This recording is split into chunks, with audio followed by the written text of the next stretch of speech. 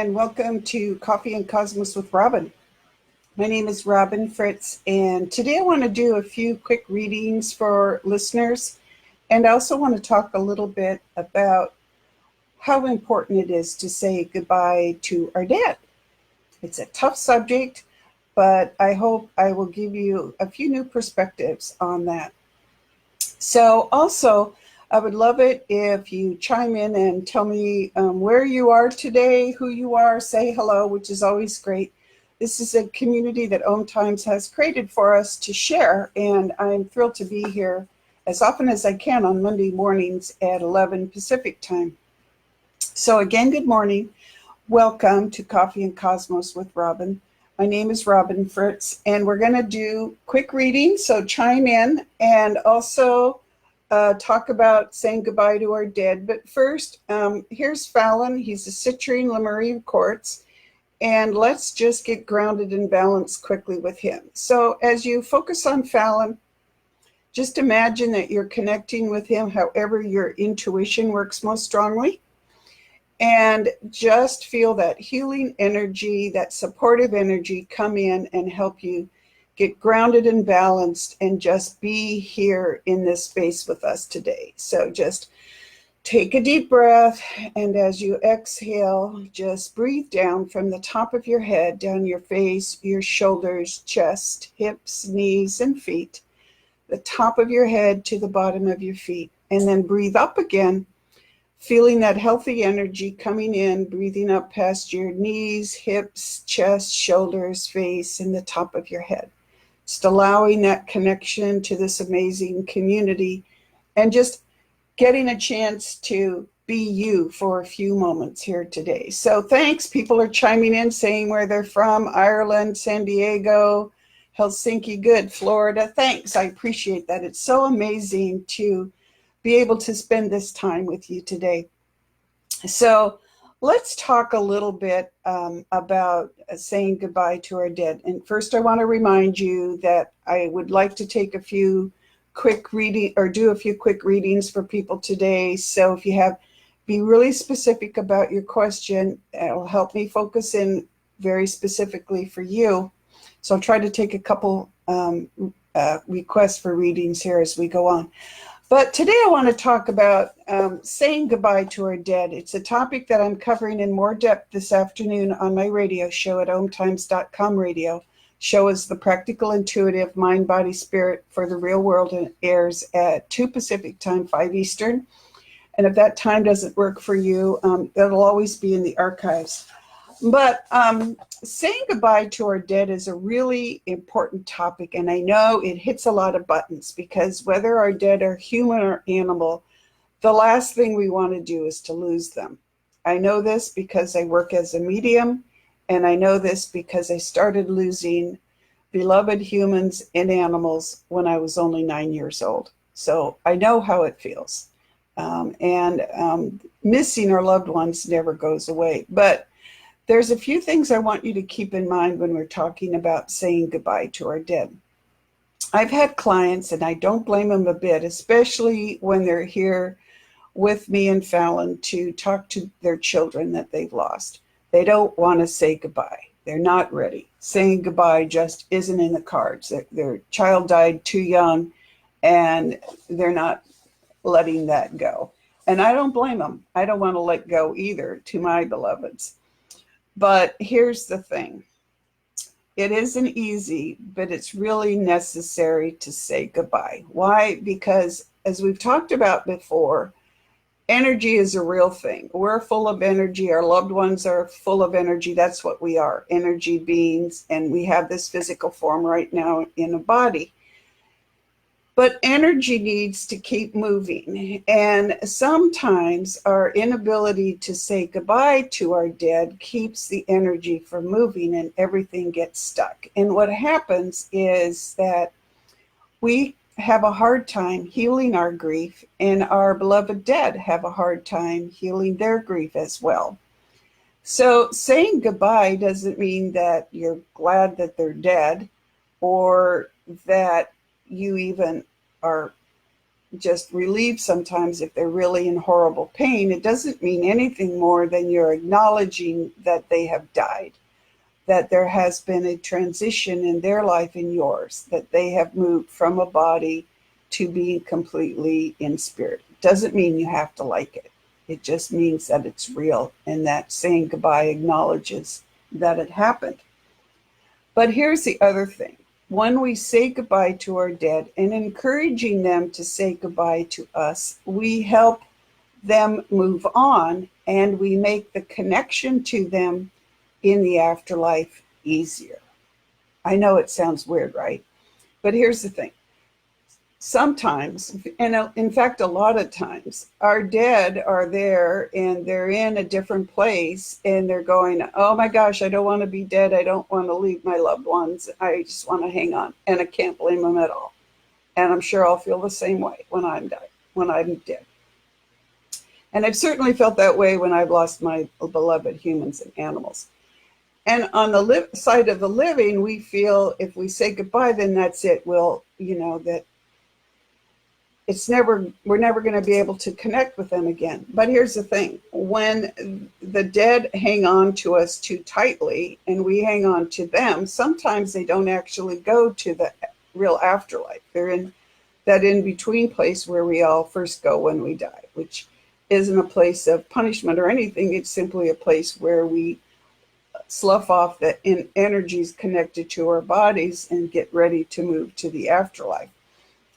But the really amazing thing is that once our loved ones are actually in the afterlife, we can connect with them more easily. Why? Because they have made that complete transition, which they need to make in order for their soul to keep going on and having experiences forever.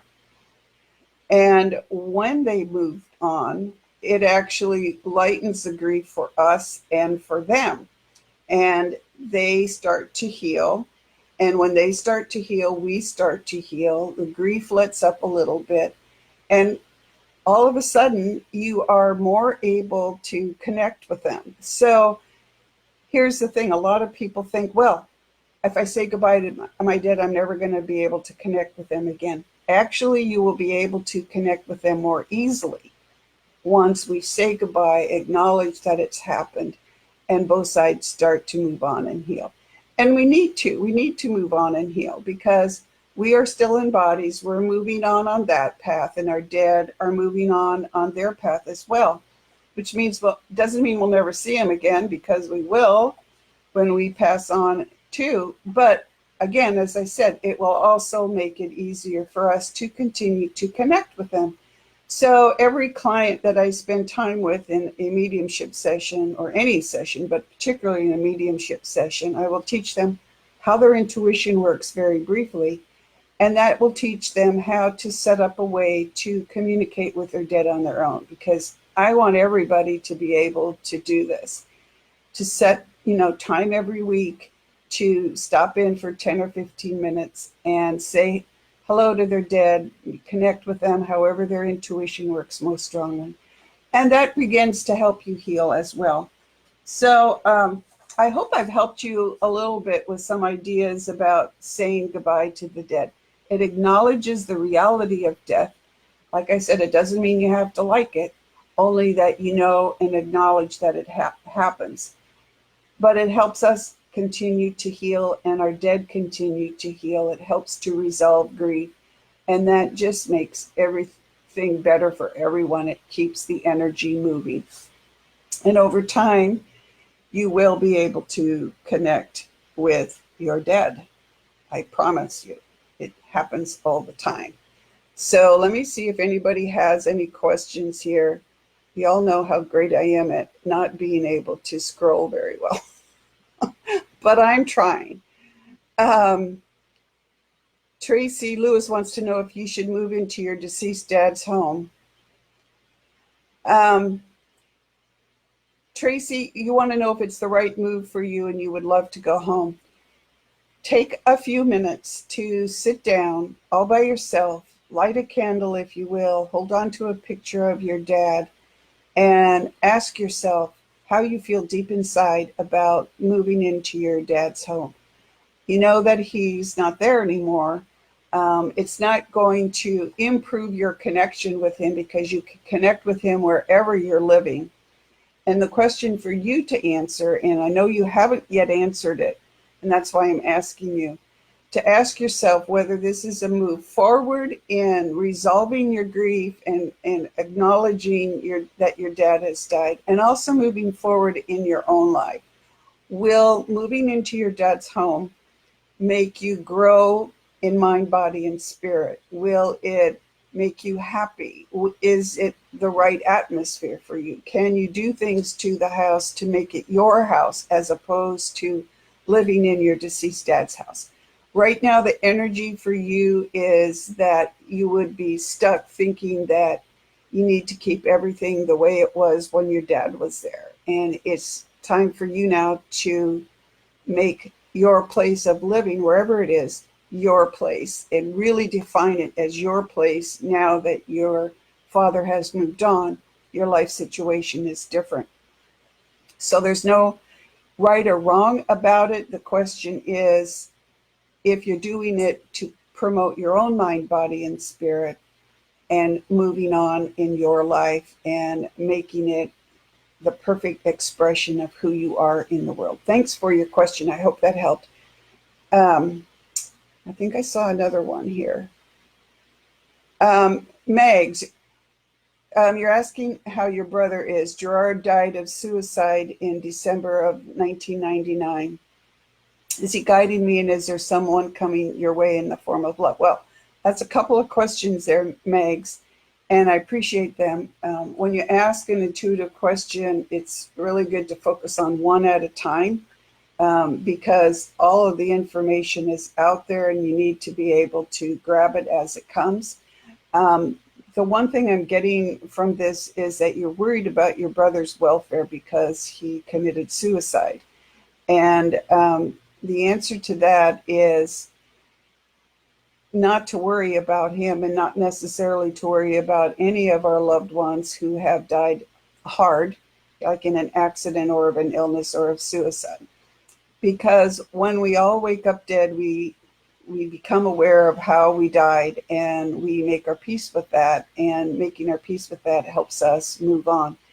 So the people say that the dead are being punished or whatever for whatever happened in lifetime. It's not true. Your brother seems to me to be at peace with what happened, to move beyond, and he's grown from that.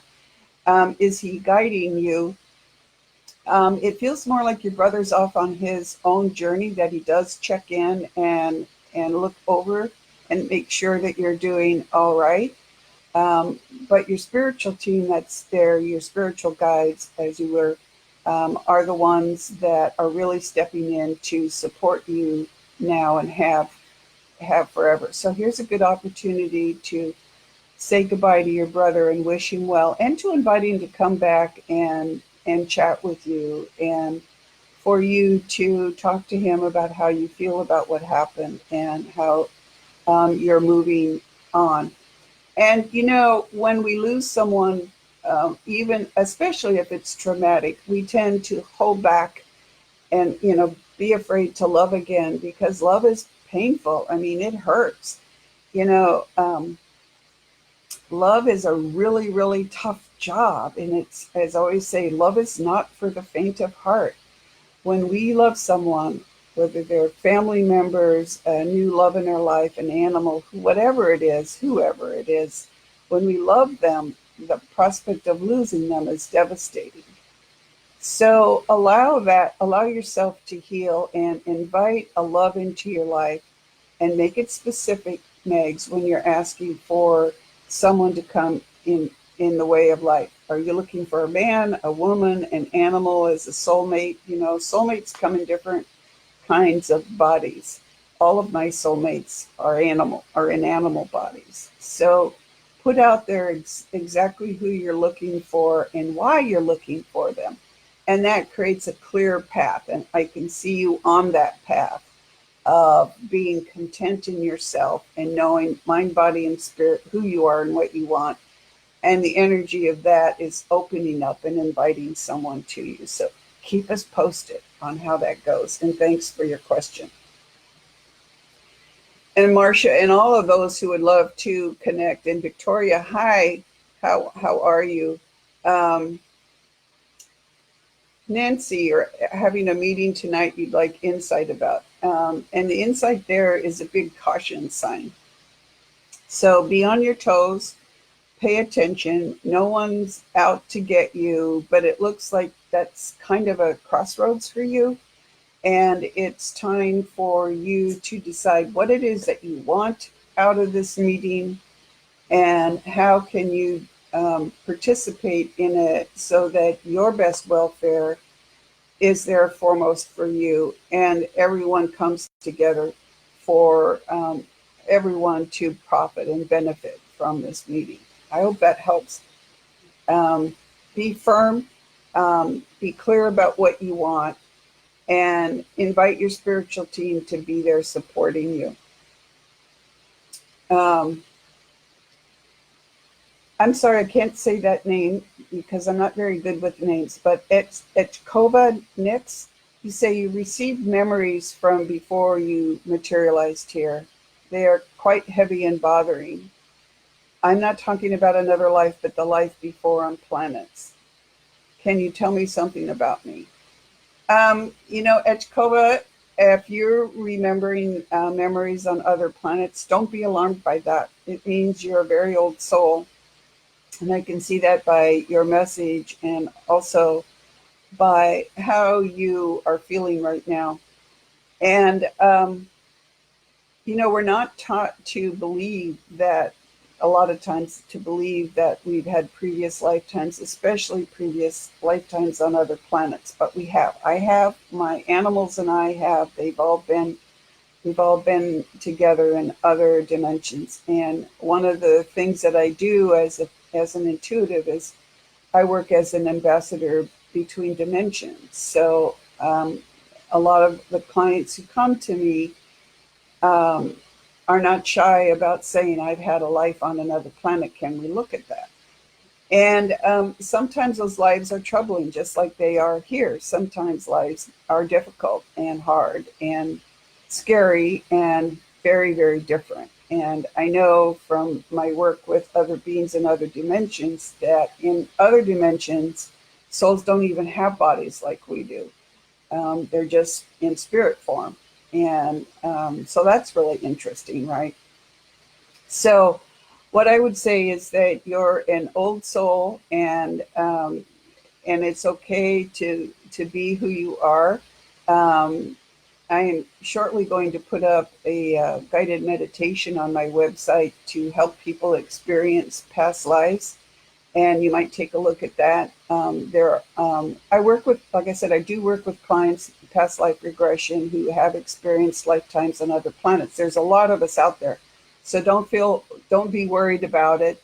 It may have been a difficult life, but we've all had difficult lives. I forgot to turn off my phone. We all have difficult lives in previous lifetimes, even if all of those lifetimes have been here on this planet. So I would suggest you look at it as, wow, I had that lifetime. I'm remembering bits and pieces of it. And ask your spiritual team to be there as you explore what bits and pieces of those lifetimes, or that maybe even only one lifetime on another planet, can inform me right now. What do I need to know about that lifetime that will help me continue to grow my soul here and now?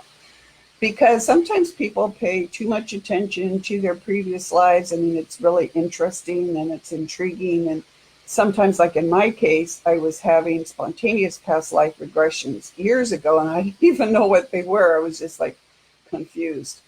So they can be interesting, and I always tell people to look at them, but look at them from the standpoint of what can that information do to help you progress now, because now is where we're at. Now in your body is where you are. So what did you learn that you can bring forward in learning in this lifetime? What skill sets did you have that you can bring forward? Was there a traumatic incident in them that in that previous lifetime that you can heal. So that's more important than what planet you were on. But don't feel bad about being an old soul who's been in different places, because there are a lot of us. So welcome to the club. Thanks for asking the question. Oh, so I kind of scrolled on. So so Joan Marie, you're asking about your friend Joe who committed suicide 6 years ago.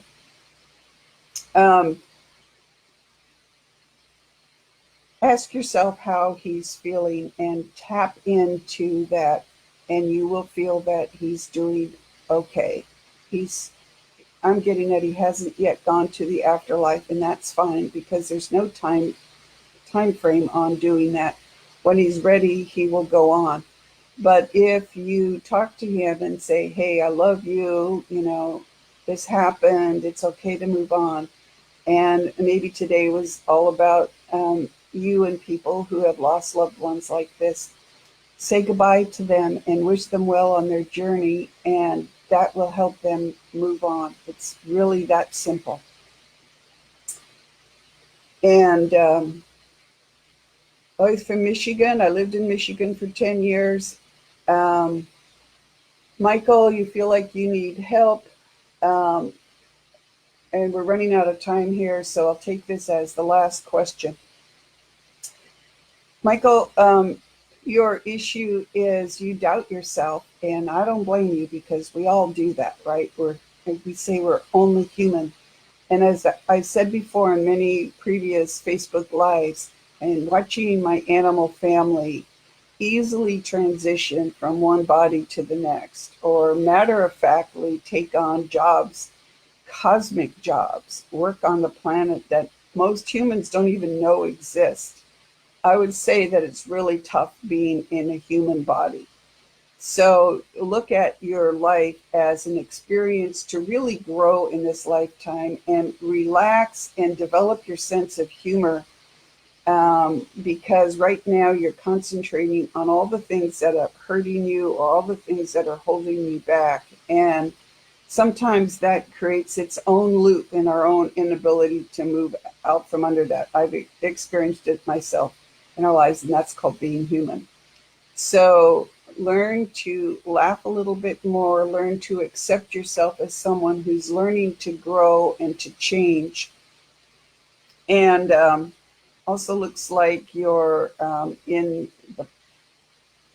saying in the middle of going into a new job, but that there's a new job coming for you in the future, very short future, like 3 months from now. So take a look at that as, is it what you want to grow your skill set for future jobs? And what is it that you want in that particular job?